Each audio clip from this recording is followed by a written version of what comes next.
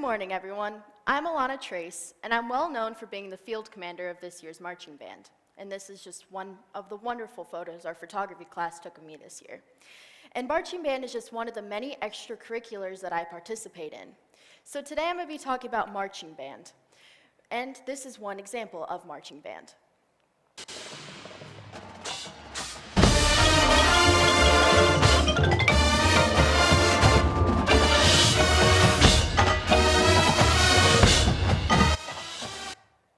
Wonderful, I know. This is actually the 2021 Phantom Regiment, but we'll get back to them later. So let's rewind a little bit and cover the history of marching band. Marching band actually dates back to the Ottoman Empire in 1285. They were used to bring soldiers to their formation in arms, or even advance them in battle, or even to tell them to retreat.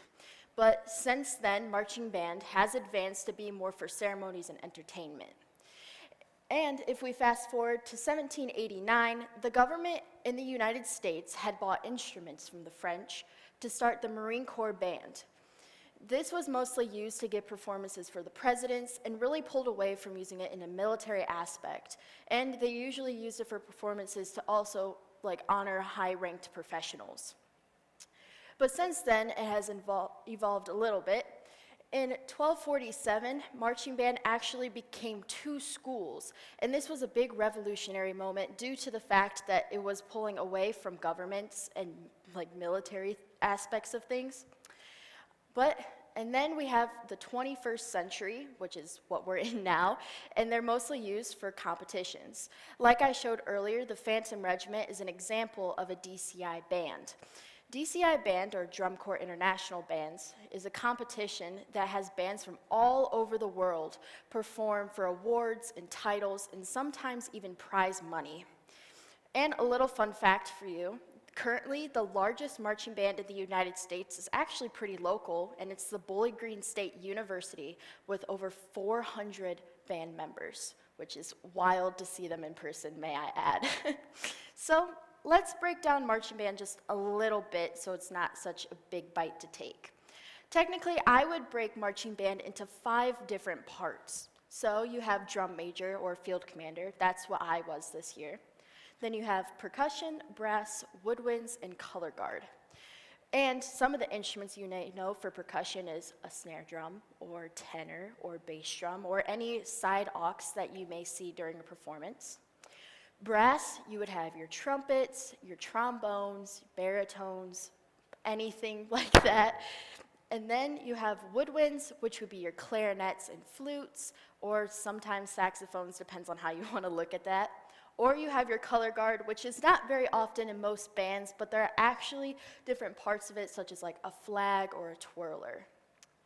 So marching band actually consists of many different parts that I would include. So you have the marching itself, as in marching band. You have salutes, often done usually by the people who are marching or by field commanders. You have your foot timing, because everyone has to be in time. It's a big part of what you would learn at a band camp.